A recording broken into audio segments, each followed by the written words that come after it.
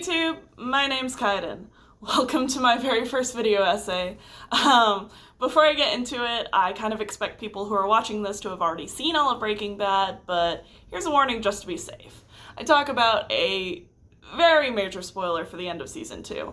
I don't say how it happens, which in my opinion is more important than knowing what happens, but it's very much there. Also, if you're the type of person that cares about really vague spoilers of just things showing up, then I guess spoilers for the whole show, El Camino, and a tiny scene in the second to last episode of Better Call Saul. You've been warned, but you can always come back to this video when you're ready.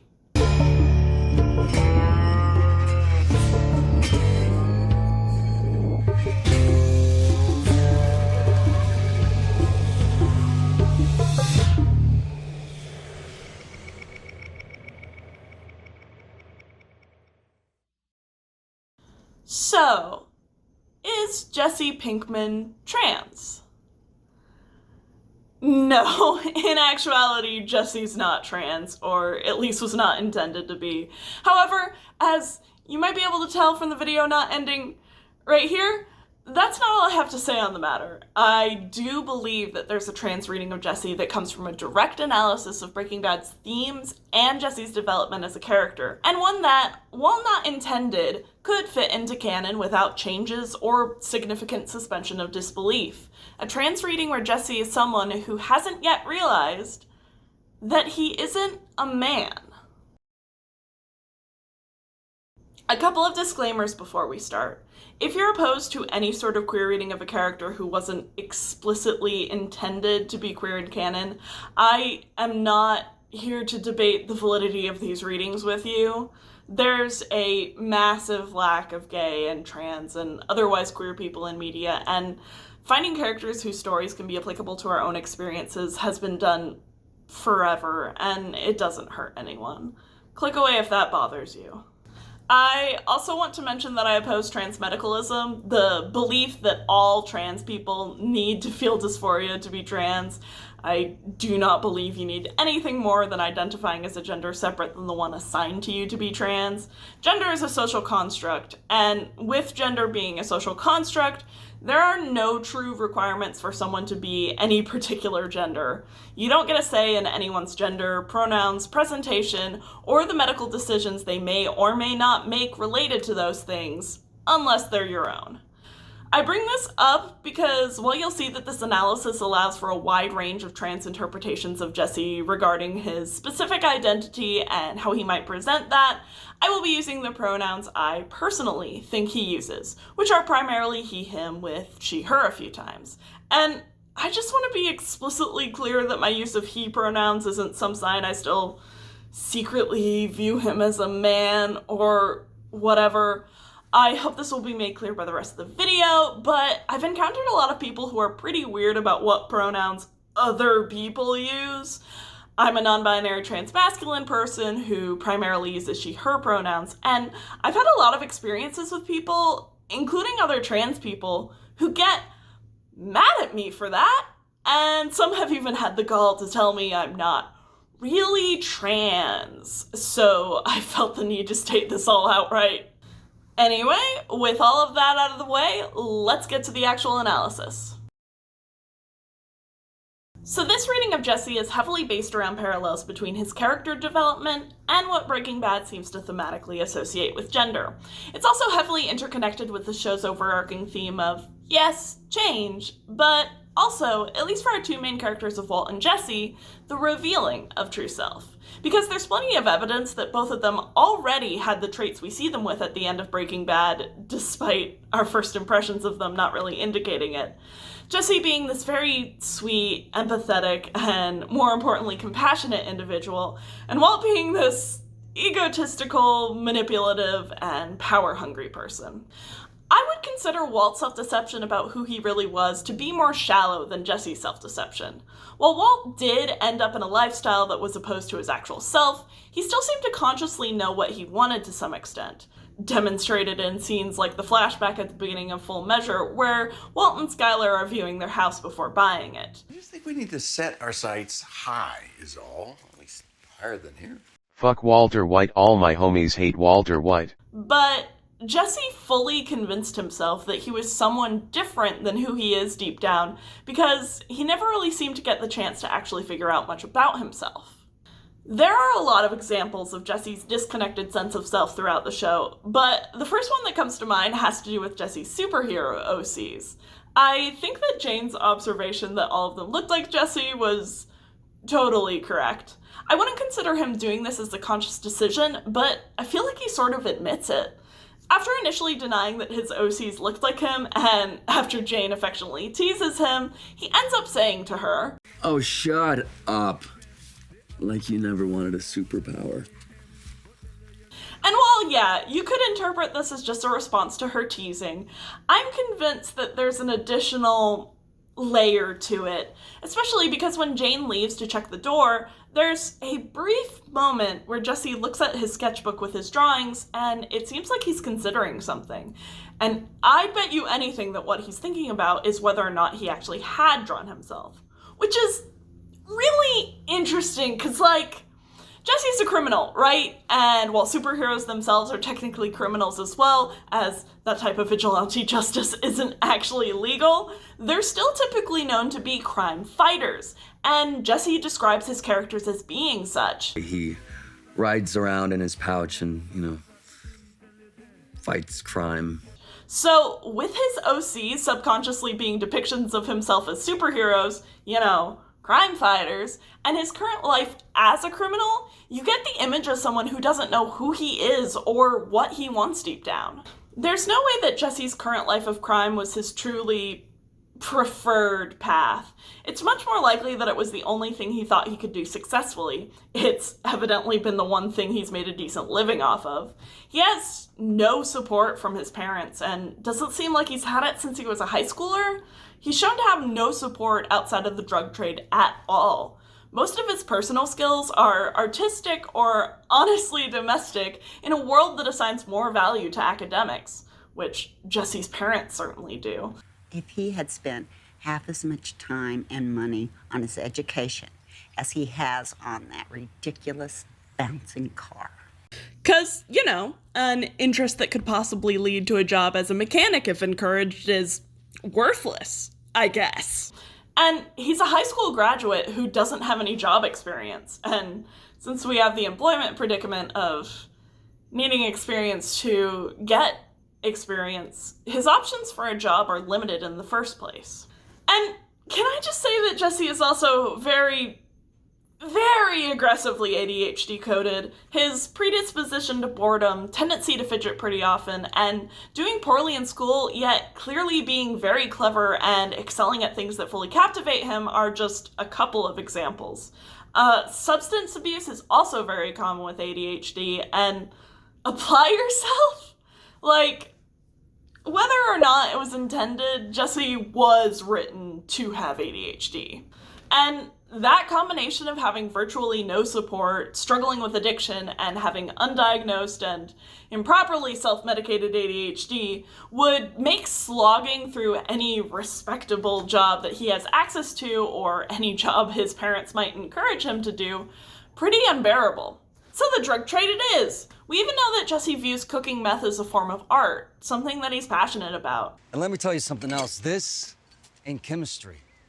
Okay, this is art. Oh. Cooking is art. So he was able to hold on to part of himself even in that less than ideal situation. I can't, in good faith, ignore that doing something that's generally frowned upon didn't factor into what Jesse chose to do, on some level at least, since society and the structures that it's built on failed him, and there's an inherent sense of rebellion that often forms in a person when they're failed like that. Granted, superheroes also tend to contain some commentary on society's failings. It's just Jesse couldn't actually be a real-life superhero. So with the few benefits it had in practice compared to any other job, and likely accessibility considering Jesse has been using drugs since high school, he played into the rest of the role of a criminal and convinced himself that the aspects of it that conflicted with his personality didn't. Probably without even noticing. He became what was expected of him as a druggy burnout. Even more to this disconnect, when discussing Rewindo's powers, which, yeah, buddy, does walking backwards really fast count as a superpower? We get Jesse saying this. Yo, I was a kid when I drew all these. It was like 4 years ago. So, Jesse is 24 years old in that scene, meaning that he would have been 20 when he drew those characters. And when I first came up with this analysis, I was wondering whether or not Jesse had gotten involved with the drug trade other than buying drugs by that time, but there wasn't really anything I could confirm any theories with. Until the Better Call Saul episode, Waterworks, when Jesse has his second cameo, where he is in fact 20. And probably just recently turned 20, since for a short bit the wiki listed him as being 19 in that episode. Hey, editing Kaiden here. Actually, right now, the wiki lists Jesse... Oz, what are you doing?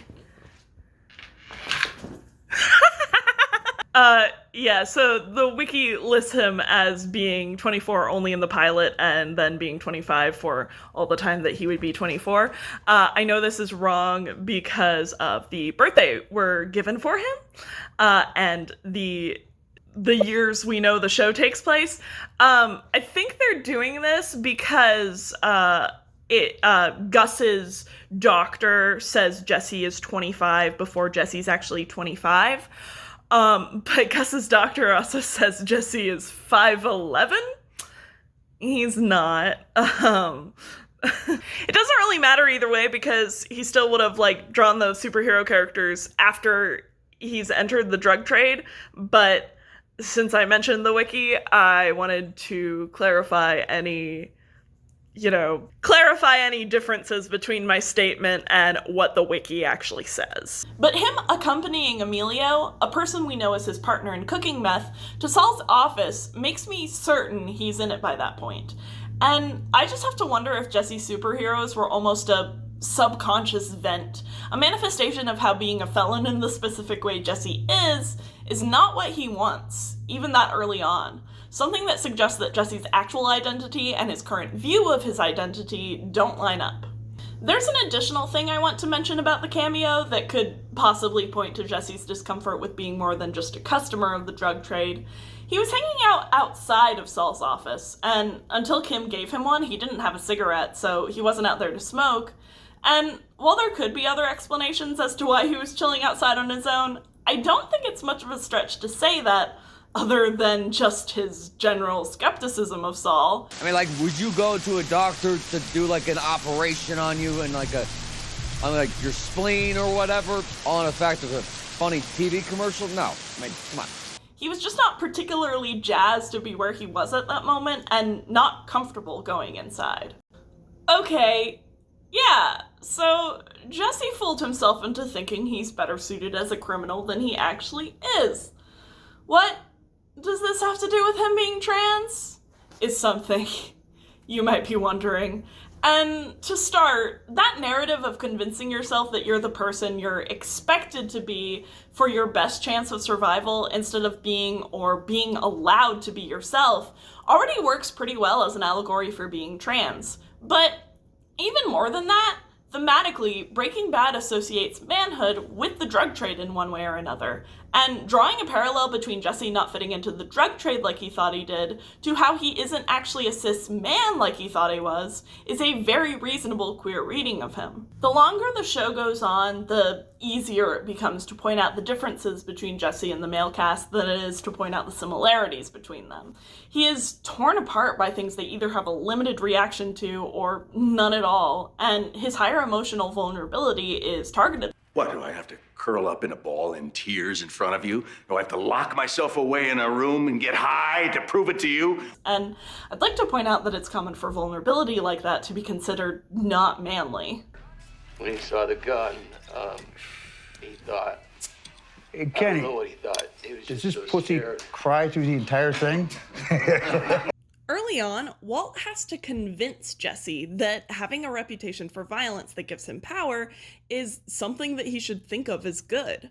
Somebody crossed you. You got angry. You crushed their skull with an ATM machine. That's not how it happened. Who cares? Just as long as it's our competitors who believe it and not the police. Oh my. Now, don't you see how great this is? And part of how Walt convinces Jesse is by specifying that it's just an illusion.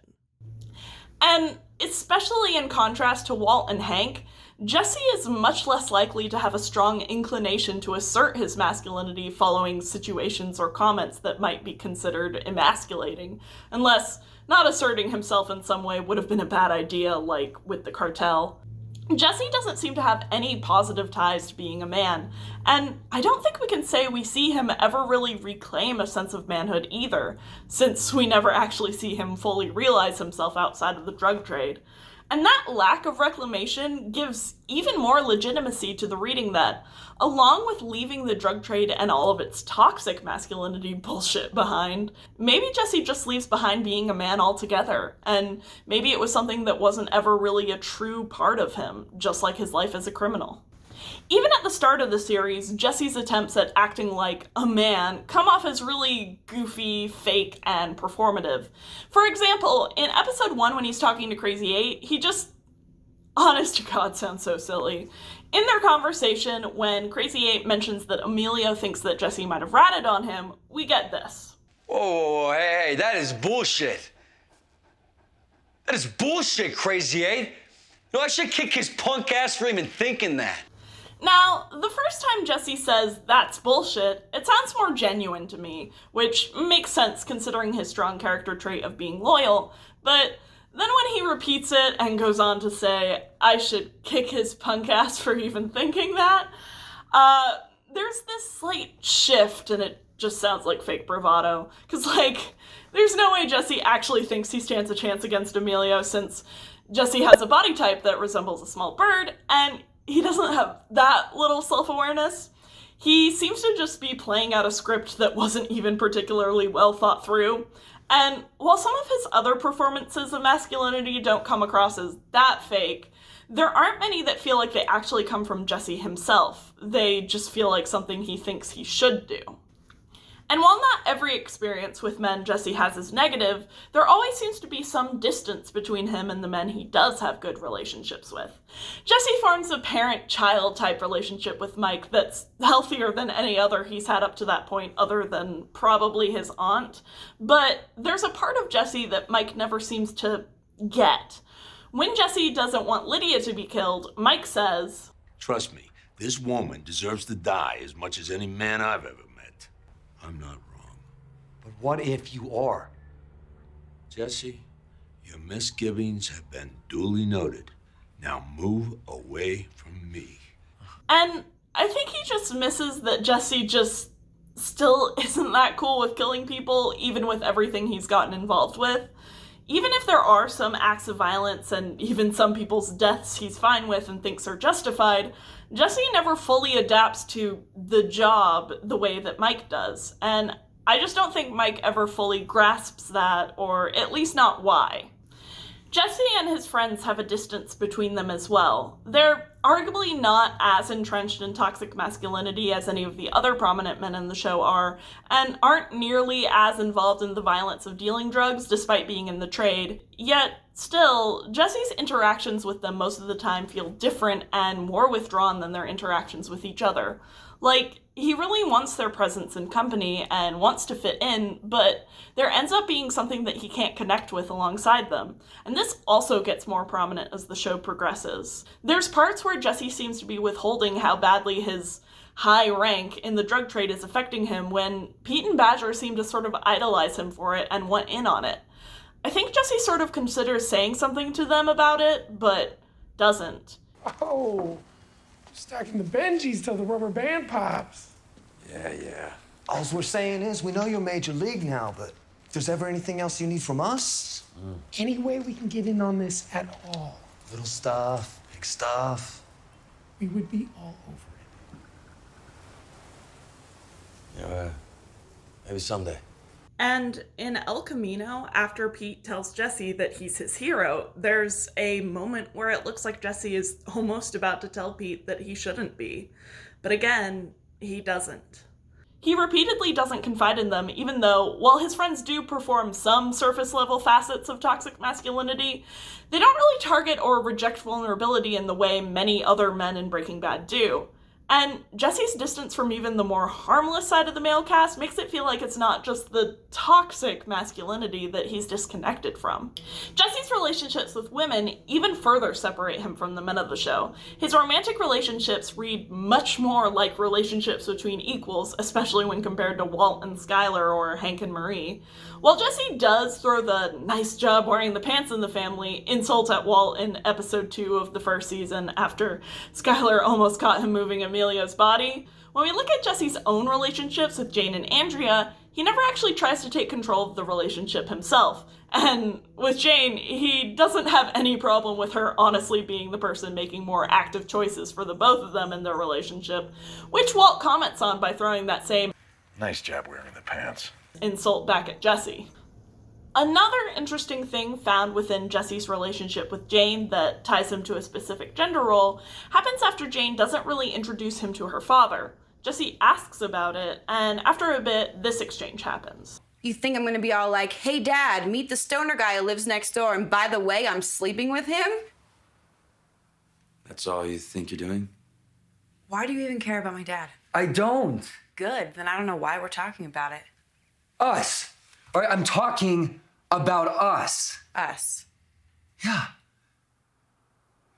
You and me. Who's you and me?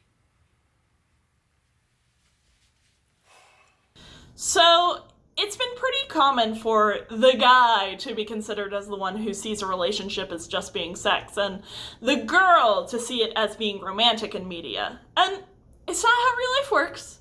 But in the context of Breaking Bad's dealings with gender, the fact that Jesse is put in the role much more typically associated with women could be viewed as significant. And this significance can be extended to the show's most prominent gender dynamic, dealing with the relationship between abusive men and women. Jesse is a victim, which men can be victims of abuse from other men. I'm not implying otherwise. But it still makes Jesse easier to associate with women in the story. And while the narrative association Jesse shares with women comes from a negative place, the negativity is directed towards men. But the connection it forms between Jesse and women is a sense of camaraderie and maybe even comfort, at least on Jesse's side. Oh, and side note, I just want to point out that Jesse is kind to and seems to have respect for strippers and sex workers, something that's regularly withheld even by those who supposedly respect women. While he does some of his goofy posturing things with his friends at the strip club they went to, there's no indication that he's crossing boundaries, and he very genuinely thanks the girls as he's leaving. Oh, thank you. He also seems to have an actual friendship with Wendy, and while it was about her being a meth head rather than a sex worker, Jesse defends her when Walt insults her. And I'm confident that he would have done that no matter what Walt decided to target. And I just enjoy that these are traits Jesse has. All of this works to present a thematically relevant trans Jesse. And while I previously stated that he's someone who hasn't realized he's not a man yet, and that's still technically true, Jesse's associations with women would make it most accurate to say that she is specifically trans-feminine in some way. I want to go through the beats of Jessie questioning her identity through the story because I feel this progression is an important part of this reading of her as trans. Since she's an egg specifically, which is a term for a person who hasn't realized they're trans yet, following themes of change and self-discovery and all of those ups and downs are an integral part of her hatching. My personal interpretation of Jessie is that she's a non-medically transitioning, non-binary trans femme person who uses he, him, and she, her pronouns. 'Cause I can have a little projection with Jessie having uncommon presentation and pronouns as a treat. Though I do feel that since her relationship with gender is focused on the societal roles that don't relate much to physical form, that it's a reasonable interpretation that she may not medically transition. It could also tie into a whole sense of self goes beyond surface level impressions thematic thread as well.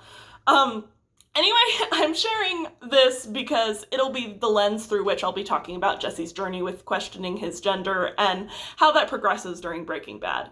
However, I don't claim this to be the only version of trans femme Jesse that works with my analysis, or that it's necessarily better than any of those other ones. I'll also be mentioning concepts of off-screen additional scenes. That being said, if you're someone who likes to stick 100% to the text given to us, the off-screen scenes aren't exactly necessary for this interpretation to work as a part of the existing story, as the general emotions behind them still stand. To start, I don't picture Jesse as having any definable gender experiences when he was younger, other than just a general sense of not belonging, but that would have a lot of other factors playing into it, including his neurodivergence. In all honesty, I can see Jesse's last connection to the male side of gender being from when he was a little boy, before he was really aware of what manhood was or that it'd be expected of him. But as he got older and struggled more, he started to purposefully play the part of what he saw as a man to survive in the only role he thought he could, though I see the thought, I wish I didn't have to be a man, crossing his mind ever so often. I think he just deals with this as his place in the world for a while, but after Walt enters the scene and Jesse experiences shit he really didn't bargain for, since his old teacher is becoming a personification of toxic masculinity, Jesse's internal frustration with being a man becomes more and more prominent. I think Jane was the person that helped Jesse start to solidify what exactly that discontent with being a man was indicating. Her approach to relationships could be considered not traditionally cishet, and so is the way that she presents herself in general, so I don't think it's much of a stretch to say that Jane has some sort of knowledge about the complexities of gender and discontent with the norms. And I just can't see her as cishet. I think she's bi, and you could maybe argue that she's even trans herself, but I'm focusing on Jesse here. In any case, she's one of the only people we see Jesse truly open up to, and so I think at some point later in their relationship, Jesse might actually say something about wishing she wasn't a man around Jane, and I can see Jane responding that Jesse doesn't have to be a man if she doesn't want to be. And while I don't imagine that Jesse would be immediately receptive to that idea, as it's pretty likely she's going to have some internalized transphobia, since, I mean, while it's all very childish and seemingly influenced by her environment more than anything else, we've seen her homophobia. Well, you can dress up like a if you want, not me. The LGBTQ plus community has forgiven Jesse Pinkman. But I do think Jesse would eventually come around to being more open and exploring her gender more with Jane. And then Jane dies, and as a result of that and the lesson Jesse learned from rehab that he's the bad guy, he goes into just total repression mode. Embodying this new belief, Jesse leans very hard into the toxic masculinity that is encouraged by the drug trade. He's much more concerned with money beyond paying bills and having reasonably nice things, his desire for it becoming more reminiscent of Walt's. Hey! What's more important than money? And he plans to do the one thing in the entire show that makes me truly angry at him, attempting to sell drugs to the rehab group, which is a thing I don't think he'd even ever considered doing before. He's trying very hard to be something that's even further from his actual nature than his little performances in previous seasons. Part of Jesse's grief over losing Jane, a person who he confided in probably more than anyone else at that point, was to just completely close up, even to himself. Forget all of those parts of himself that resisted the rougher aspects of the drug trade he was getting dragged into, and definitely forget about wondering if he really is a man or not. Up until meeting Andrea and Brock, at least, resulting in Jesse snapping out of her "I'm the bad guy" mindset. Though soon after that, I think just too much starts to happen for Jesse to have time to give much thought to her gender identity. I wouldn't consider her to be as actively repressing any sort of "I wish I wasn't a man" thoughts anymore, but the amount of turmoil and danger that she's in just really doesn't lend itself to that sort of gender introspection much, and I think it would only be in the back of her head for the rest of what we see of her. I don't think it's until Jesse's really free from the drug trade that he can finally crack that egg and fully discover himself. But I really like to think about the comfort and relief Jesse would get to feel no longer having to try and be a man, because he finally realizes that he isn't one. Before we wrap up, I have a bit of a message that's targeted at queer fandom, specifically aimed at the Breaking Bad fandom, regarding things I've observed, at least on Tumblr and Twitter, in regards to trans Jesse. While Jesse being an egg isn't an unheard of headcanon, it tends to get largely overshadowed by trans masked Jesse, which is treated as the default much of the time. So I think it would be good to start a conversation about the inequality of attention and difference in treatment between these headcanons and what might lie underneath those inequalities because of just how much in-text support there is for Jesse as an egg. The issue that I think plays most into the difference between the two is that there's a lot of focus on stereotypes and stereotypical appearance for queer readings in fandom. This isn't inherently wrong to do, but in the cases where there's a variety of solid queer readings for a character, it can be frustrating to see how they look be presented as some sort of evidence for one specific reading outside of personal projection. Which is what happens with Jesse. There are even some people who use his appearance lining up with the most popular image of what a trans masked person looks like as their most prominent reason for saying he's trans masked. And while that can be reaffirming for those who do look like that, talking about someone's appearance as if it's the thing that determines their identity can also feel pretty dismissive of anyone who doesn't fit into that sort of stereotype, especially when transmedicalism and the rejection of gender nonconforming trans people hasn't disappeared from our communities yet. But more concerningly, there are a few parts of the queer community, and specifically parts of the trans masked community I've seen, that have recently had a tendency to, at best, forget about, and at worst, actively disdain trans femme people. And while I'm not the person to cover the intricacies of this happening overall, based on some unpleasant conversations I've had with a few people, this probably influences trans masked Jesse being preferred over an egg reading of her character to enough of an extent that I feel like it should be mentioned. There seems to be people who act like reading Jesse as trans femme and not trans mask has to be something you'd only do to irritate them, and are even appalled at the simple suggestion that, hey, maybe it's a good idea to aim for trans femme Jesse to get an equal amount of attention as trans masked Jesse does, and overall just treat anything other than interpreting Jesse as trans masked as inherently lesser. I also want to mention specifically that without a trans femme reading of Jesse being acknowledged all that often by the fandom, when someone interprets or uses Jesse's connections to femininity and women solely as evidence that he's assigned female at birth and therefore trans masked, you tread into the territory of bioessentialism. It ends up suggesting that those connections to women being an indicator of Jesse's gender, being someone who is closer to a woman, or even just is a woman, aren't as worth considering when compared to them being a result of his assigned sex. I don't actually think most people are doing this on purpose, as there's a lot of people just getting caught up in the joy of projection, and they're not thinking about the implication of their words or how they're interpreting others' words outside of validating their own headcanon. But there are at least a few people, including trans people for some infuriating reason, who are not implying the bioessentialism by accident. Obviously, all of these underlying issues are much more important outside of the context of headcanoning a fictional character as trans, but it's good to recognize them, and I think the Breaking Bad fandom could and should do more for Egg Jesse, especially trans femme Egg Jesse.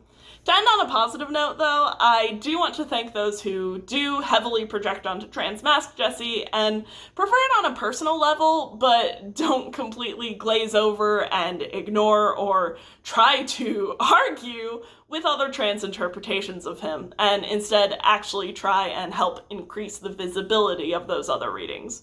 Y'all are pretty damn cool. So, yeah. Jessie may not be intended to be trans, but it's quite easy to read her journey of self-discovery and how she is increasingly out of place in the drug trade, something that Breaking Bad ties thematically to the concept of manhood, as paralleling her slowly realizing that she's not a man, and her association with women points her towards being trans femme. It actively works with Jessie's character arc, and there's nothing that really contradicts it being seen as a canonically compliant interpretation of her character. And while Jessie goes through so much pain, one of the parts that I love about this analysis of mine is that he gets to completely detach from manhood, one of the things that was heavily involved with a lot of the suffering he went through. Just let go of it. And I think there'd be a lot of happiness and healing in that. And God, I think Jessie deserves all the happiness in the world. Literally anything he wants. This girl has been through too much. Hope you enjoyed the video. I'm thinking of doing at least one other Breaking Bad video, but a much more serious analysis about something that extends far beyond fandom. I really want to discuss how Jesse's character is talked about by fans of the show, and that in the end, even some people that think they're being very sympathetic to him are falling short, and how it all ties into some very shitty and misinformed views that we hold and are taught as a society. Largely about drugs and addicts, but not those things exclusively. But the more I think about it, the more I feel like maybe someone who has very little experience with writing essays and all of that isn't quite qualified to cover it, but I might still try if I can get my own ADHD brain to cooperate with working on a project that big. Anyway, once again, thank you for watching, and maybe tune in next time, I hope. Who knows? Bye!